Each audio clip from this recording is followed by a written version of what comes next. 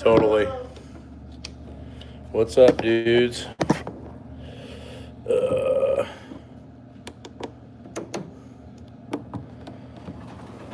Yeah, you definitely, I don't know. For me, I always do better if I'm tracking the same amount every day. Because when you have that flexibility, I see what you're saying. It could lead me to. yeah, because like me and you go train hard, right? You're only gonna burn 300 fucking calories. It's not like you're burning 5,000. And you and I can sit down and eat 2,500 easy. And so you're thinking, well, fuck, I just squatted hard. I should, I deserve, 25 boneless wings, which, I've done it, you know what I mean? But you got to be careful with that because what you think you burn and what you actually burn are, yeah, absolutely. What's going on, guys? What's happening? So we're on Treadmill Talk. Can't believe it's August already. It's crazy. We have 2 seminars coming up. One will be Toronto next weekend. I'll be in Toronto. We're going to do not a small seminar, but a little small semi-private seminar in Toronto. And then there's going to be some one-on-one sessions. I'm going to come up and do some bioprints. And also you can train with me. So on Saturday and Sunday, you can do the exact workout that I'm doing on my top tier Patreon with me at Fortis Fitness. So if you guys are interested and you're up there, please have at it and sign up. Coffee time over here, huh? Shit, I've been up since like 5:30. I never got into drinking coffee in the morning. I don't necessarily think it's bad, but I find that people that have an addiction to coffee a lot of times are carrying a little extra weight than they don't want to. And I think a lot of it's just the additives. I think if you just drank normal black coffee, but the problem is a lot of people get lattes or they get flavoring in their coffees, and the next thing you know, you got a 300 calorie fucking calorie bomb in your coffee drink, and it's not really coffee anymore. But everybody has their own things on that. I've just never been a coffee drinker. Daniel could probably tell you, he probably doesn't remember too much, but Dad would get up in the morning and cook Folgers, and I hated the smell of it in the morning. Just reminds me of, truckers and lot lizards. I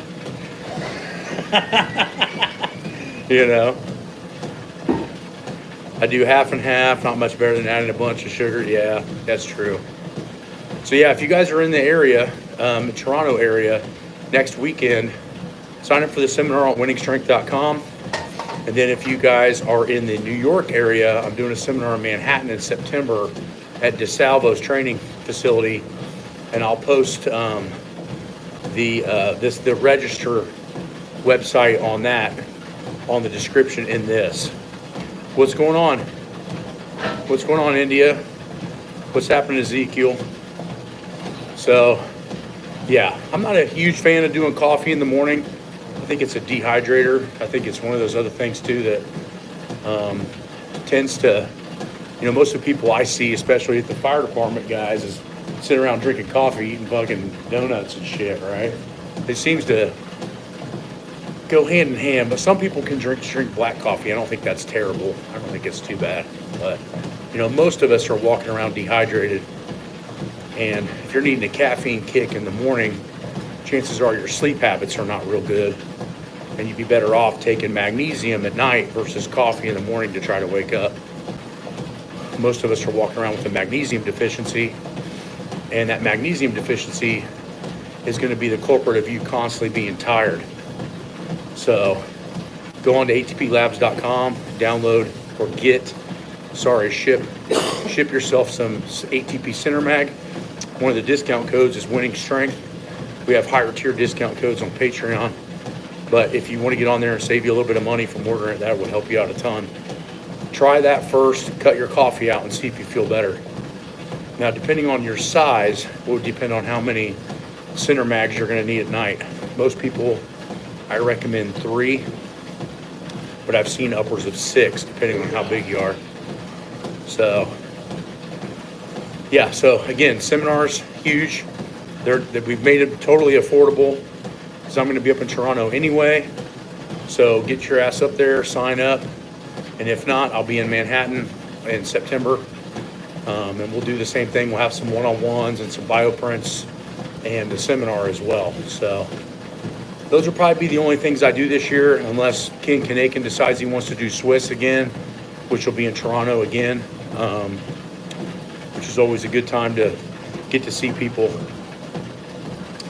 So, yep, Daniel, you ought to try to drop that coffee and then increase your magnesium at night and see if you feel better.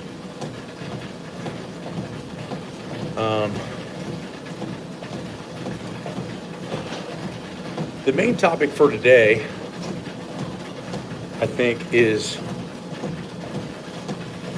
understanding the bigger picture of training. And what that means is that although a session, what you do in the session is very important, we have some major guidelines for session training, right? We don't want to train over an hour. We don't want to train too many different abilities. What I call is usually the 2 to 3 rule. We don't want to overexert or underexert, right? So our intensities and volumes have to be right. We have to provide enough stimulus for the body to grow and get better, but not too much that it throws it into an alarm stage. That's the ultimate balance for periodization, is to provide enough stimulus that the body wants to achieve a greater level of baseline fitness, but not more that the body just kind of gives up and throws the white flag.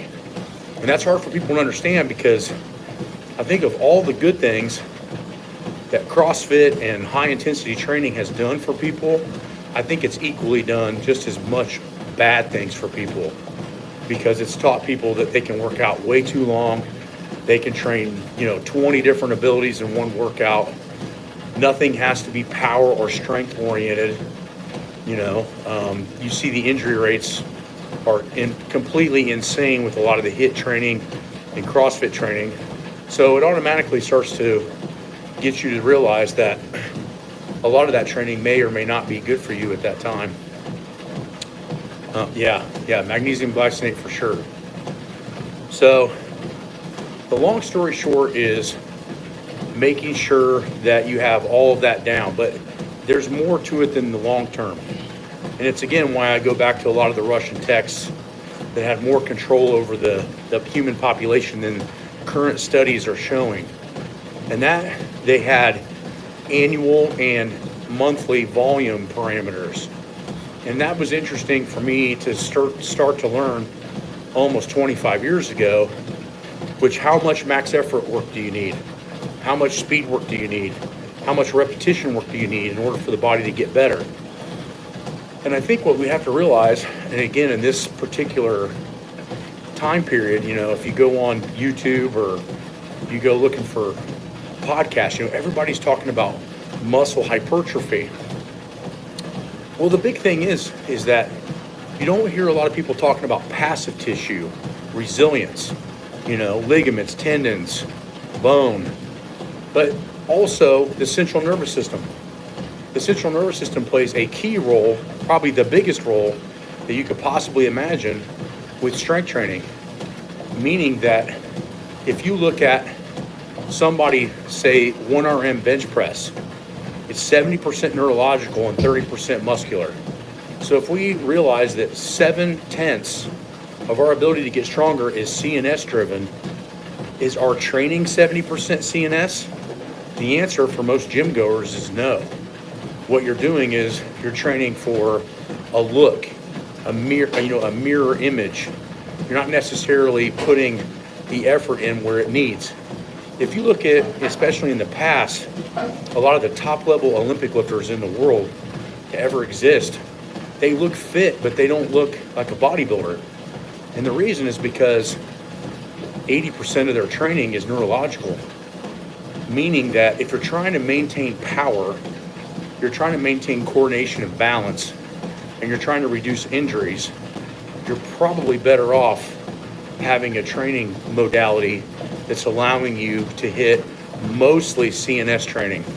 It doesn't mean that hypertrophy is not important, but what it means is that you need to have days where CNS is its primary driver, i.e. the dynamic effort method. It's funny because you don't see a lot of people on the internet pushing speed work. And the reason is because it's indirectly making you better. It's not directly making you better. Meaning that when you get faster with a lighter weight, it's a way to turn on more motor units the same way that you turn on more motor units when you go heavy. But the problem is you can't teach intent through a camera. That's why it's important to come on to these seminars and learn what intent should look like. Because the body does not want to fire 100% of its effort into something that weighs 30, 40, 50, 60%.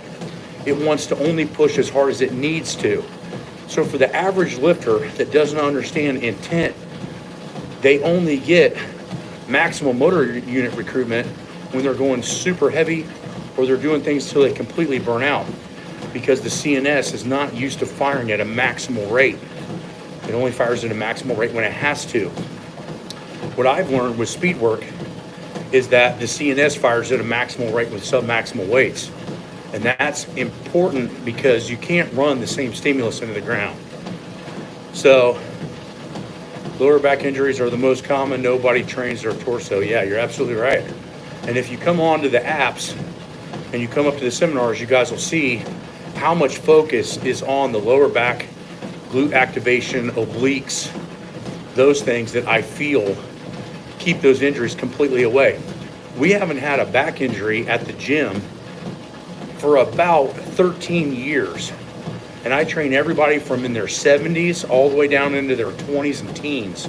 So it's interesting that we use to the average person's mindset, we use such a intensive system of maximal effort work every week, speed work every week, things that would appear to be back causing issues every week, and nobody gets back problems because the warm-ups that we use and the accessory exercises that we use and the rotation of the main movements that we use keeps all that at bay.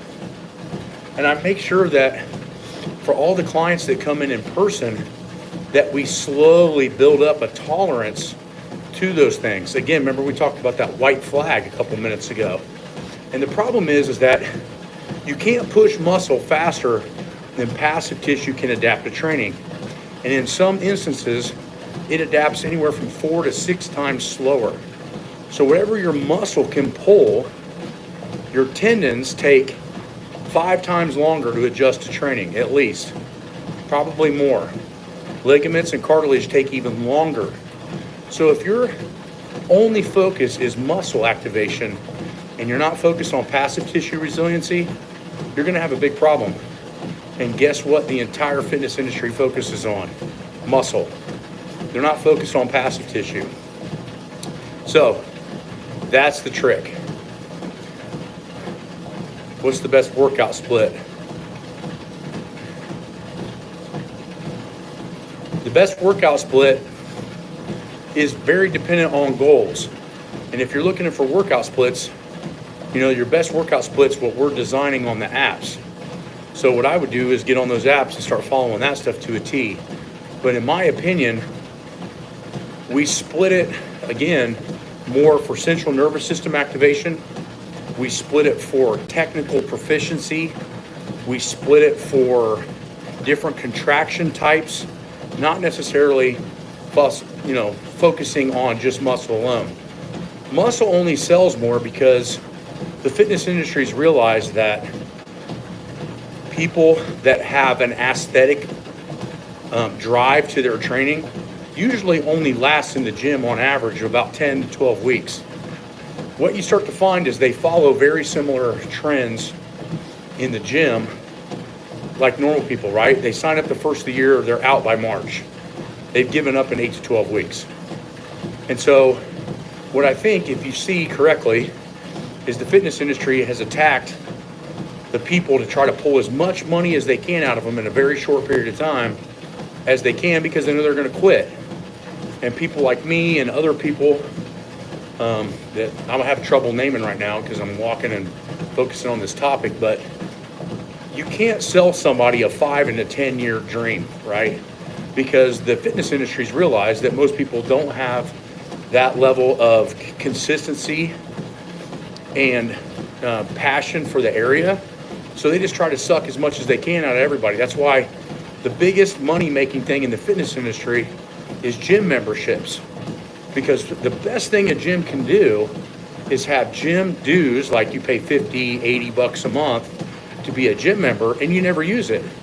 Because now you never make the equipment older, you never wear anything out, you never chip everything away and make it look old and pissed off. You never tear any of the padding on the equipment because it's never used. And so the best gym in the world, as far as finances are concerned, are the ones that has thousands of members and only dozens of them actually use the gym. Because now they got free income. And that's how it's all set up. If you guys have ever been a member of a Lifetime Fitness, for an example, and I worked at one for like 3 months, complete and utter shit show. But what they do is they suck you into a plan to pay, 80 bucks or 100 bucks a month, whatever the cost is now. It's probably crazy. Or they get you in a family plan. They get you all hyped up about wanting to work out, and then they make it really difficult to quit. So the automatic payments you sign up for, the automatic withdrawals, then they keep that going and going and going, and after 2 months of you not using it anymore, you're still paying that amount because it's too hard to get out of the contract for most people. It's just such a pain in the ass that they don't deal with it. And so that's how the fitness industry, in a nutshell, makes a lot of money. That's why you see Lifetime Fitnesses all over the place that are charging well over $100 a month for a membership. Their overhead at a facility is probably 30, 40, 50,000 a month just to keep the lights on for how big and extravagant they are. But the way that they make money is people sign up and they never use it. Gold's Gym memberships is $280 US. Yeah, I believe it. I'm studying more on Mincer's HIIT style training. I don't think that there's one particular way. I think Mincer found out which system worked really well for him. And Mincer, in my opinion, style, if I look at it in a broad spectrum, because I've studied Dorian Yates a little bit more, because you got to remember, when I was growing up in the 90s, nobody gave two shits about Mike Mincer. And then he's just become more popular in the last 3 to 5 years. So I've never really studied him, but Dorian would train one muscle group one time a week and do it extremely hard. But he would be in and out of the gym in less than an hour, which I throw as a high green flag, knowing what he was doing. And his body responded well to going super heavy. Same thing with Ronnie Coleman, right? But you look at a guy like Jay Cutler, he got close to what Ronnie Coleman was and trained completely different. And I think the problem is that what we don't realize is that we have these little small differences as human beings at the muscle fiber level. Some of us are a little more type 1, some of us are a little bit more type 2, some of us are built from a vast array of hybrid fibers. And how you train will be heavily dependent on how you react to that, right?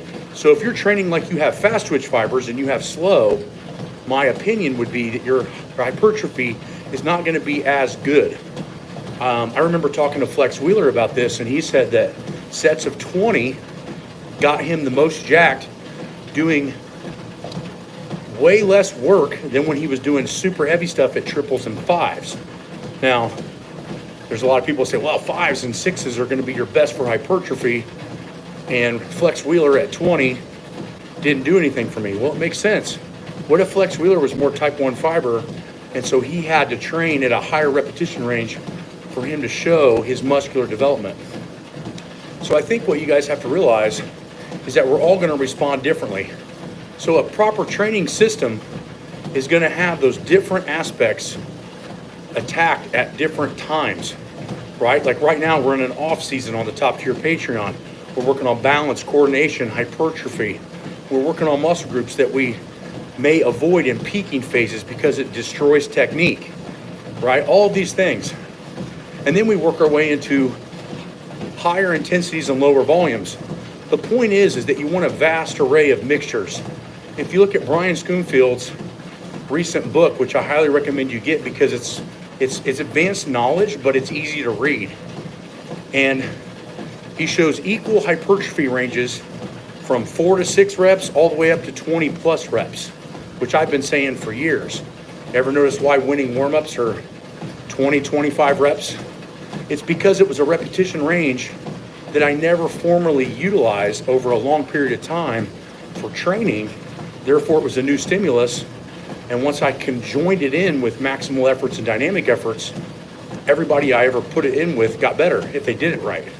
All my firemen, all my military guys, all the guys that we have at the gym. So the point is that Mincer's training may work for a short period of time, or it may work for a long period of time, or it may not work at all.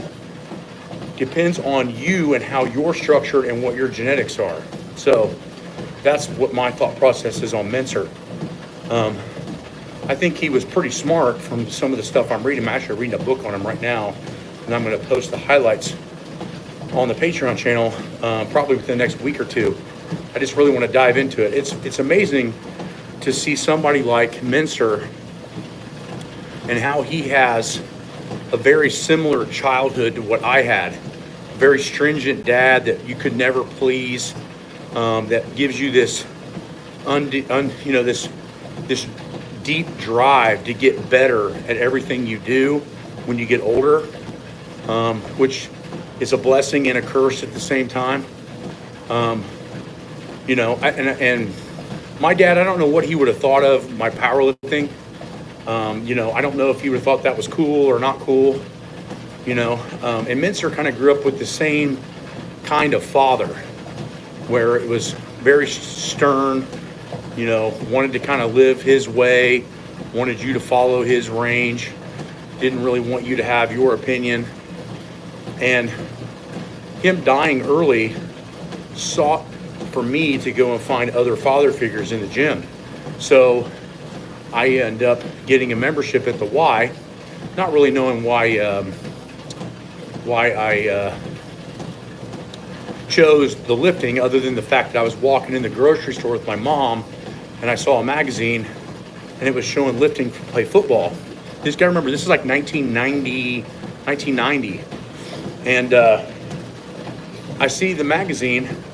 I'm like, well, maybe I can play football, because for a lot of you guys that may or may not know, I had both my legs shattered in a car accident when I was going into first grade. So right out of kindergarten, first grade, I get hit on my bicycle by a drunk driver, and I break my legs in multiple places, and I'm basically homeschooled all of first grade in a hospital bed.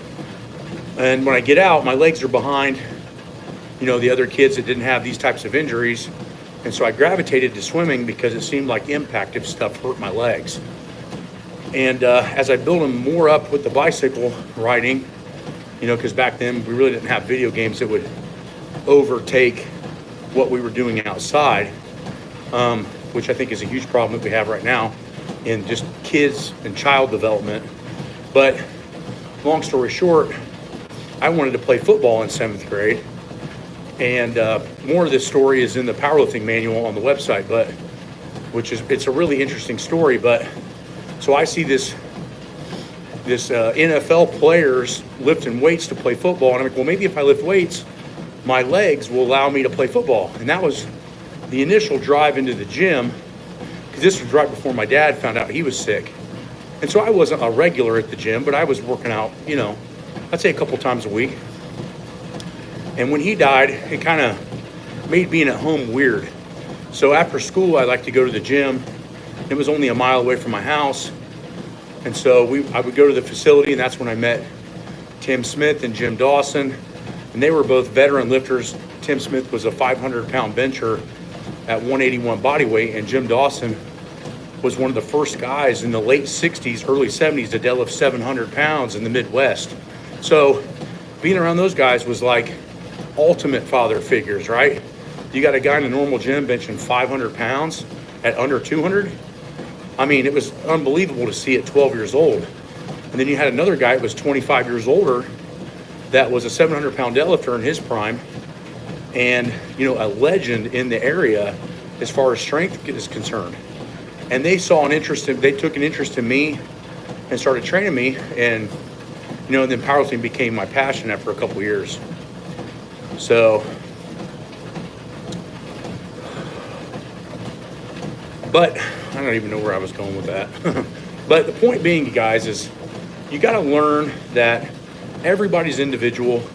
You need to have a training protocol long-term that's allowing you to hit all different kinds of methods and contraction types, isometrics, concentrics, eccentrics, band tensions, chain, traction, compression.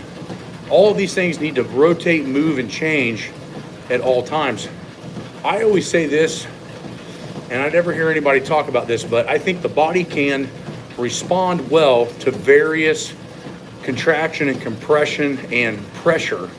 It's not really good at responding to the exact same thing all the time. And that's very contradictory to what most people think. You know, most people think, oh, if I want to be a great squatter, I should squat with a straight bar all the time. Yeah, it'll work for you for a year or two, maybe even 3. But what's going to happen after that doesn't work anymore? You're not going to try to, bang the same nail into the same piece of wood with the same hammer all the time. You can't look at everything as a nail and a hammer. So the increased knowledge or coaching that you're going to need, you might as well start young. And I got lucky at 19. Timmy and Dawson taught me everything that they knew. And it wasn't nearly what Louis Simmons knew, but it was a hell of a base. And then when Louis introduced me to this varied system, this concurrent and conjugated system, that's when in a year or 2, my list took off to world-class status. And a lot of it was just because by the time I had gotten linear periodization and gotten the most out of it, I was already having little tweaks and, little pains, and everything didn't feel right just because I was training the same shit over and over and over again. I didn't know any better.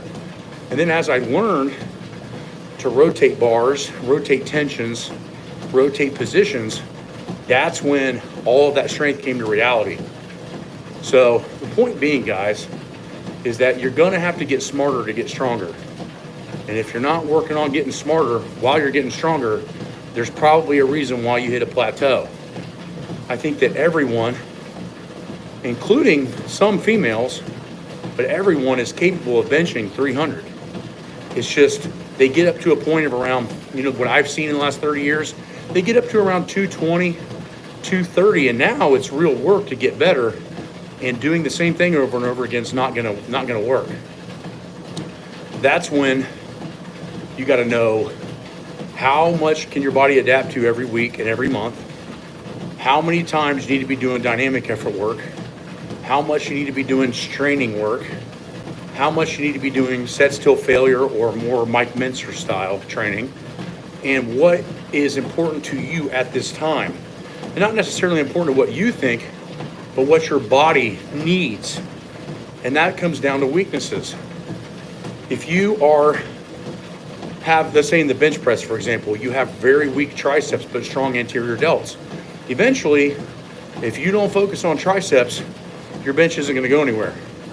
I came from the same school that pecs and shoulders were all bench press, and it got me up pretty strong. It did not get me to 600. 600 got there by focusing on arm strength.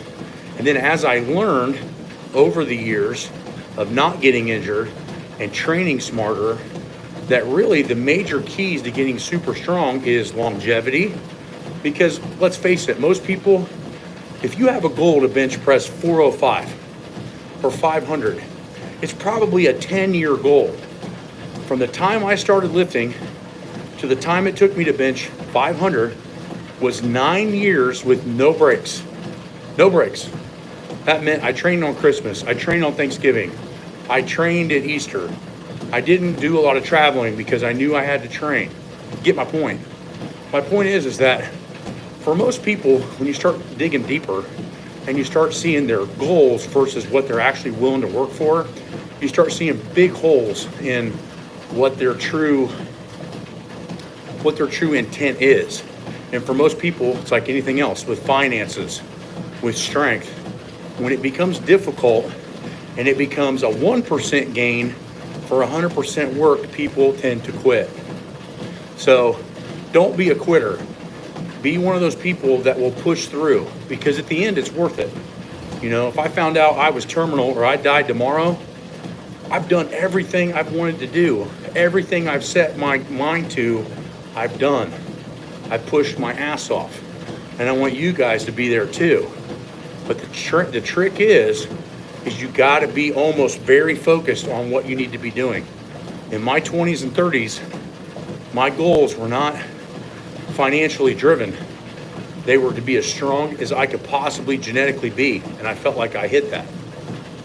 You know, now everything's transferred over to more business, and I still love to work out, but it's not my main goal. My main goal now is to build up enough to retire, which I think everybody's goal is. But my point is I'm actually working towards that. And so I want you guys to have that work towards thing. Deadlift PR. My best deadlift is in the gym is 825 for a double and 822 in competition. But being built to bench press, the deadlift was always my nemesis, and the one lift that taught me that I couldn't just deadlift my ass off all the time and get better at it. My deadlift was built with a lot of glute ham raises, a lot of belt squats, a lot of reverse hypers, a lot of 45-degree back extensions, because for whatever reason, and I don't know if it was the car accident or what it was, but the deadlift always made my back pissed off, and I could squat all the time and it wasn't a big deal. But for some reason, the position of the deadlift always made my back get pissed off. So I had to learn how to build up a big deadlift without having the back issues, and that took a long time to learn. So I figured that was my weakest lift that took the longest to build, but it taught me the most. So I think that's the interesting thing. I usually try to gauge people on their weaknesses, meaning like if we look at a new lifter like Colton, right? Like Colton Edelbright guy, amazing squatter, phenomenal deadlifter. I don't know that we'll ever see anything like that again. Not an amazing bencher. And I want to see in the next 5 or 10 years what he can do with his bench. If he gets his bench over 622, 640, and with those other numbers, I think you're looking at somebody that might be unbeatable. Yeah, dog shit leverages, it's hard to get over. But the trick is, and it's hard because, you know, we're social media driven. Don't focus on everybody else's strength levels on everything. Focus on you, you know. At one period of time, I had the strongest totals in the world. I had the strongest squats in the world. I had some of the biggest benches in the world. But there was always people better than me. So, and they had better leverages. You know, at 6'1", I had to weigh 308 to be super, super strong at a world-class level.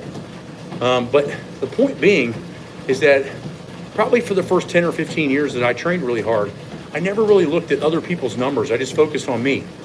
Once you become top 10 in the world or so, then it's time to compare numbers and actually compete. But most people are not even the top 200 and they're worried about other people. If you just focus on yourself, just get as good as you can get. You don't have to break world records. You don't have to be a national caliber lifter.